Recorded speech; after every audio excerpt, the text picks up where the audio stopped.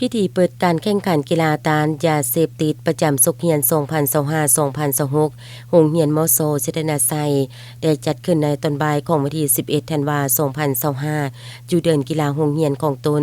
ให้เกียรติเข้าร่วมพิธีของทานคำเพชรใส่ปัญญาห้องหัวหน้าแผนกศึกษาธิการและกีฬาแขวงบริกรรมไซผู้สินำเวียกงานกีฬากายกรรมมีคณะอำนวยการโรงเรียนครูอาจารย์คณะพัฒนาการศึกษาขันบ้านแขกเชิญจากบ้านและน้องนักเรียนเข้าร่วมอย่างหลงหลาย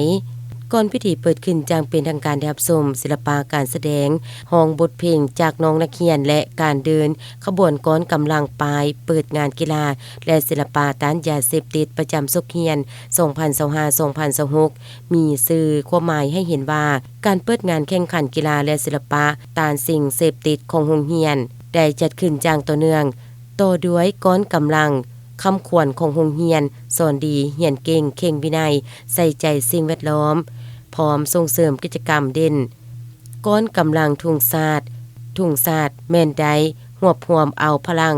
ความองอาจกาแกนในการต่อสู้กุศาสตร์ภายใต้การนำพาอันสราส่องใสของพรรคเพื่อความเป็นเอกราชอธิปไตยและพื้นแผ่นดินอันครบถ้วนอันอบอุ่นหั่งมีมั่งคั่งเข้มแข็งของประชาชนลาวทั้งชาติก้อนกำลังถือธงกีฬาเป็นสัญลักษณ์แห่งการพัฒนาวงการกีฬาลาวซึ่งฮอดปัจจุบันการพัฒนากีฬากายกรรมได้มีบทบาทขยายตัวอย่างกว้างขวางสร้างให้นักกีฬามีความสามารถในระดับชาติและระดับสากลเว้ารวมเว้าเฉพาะภายในโรงเรียนของพวกเรา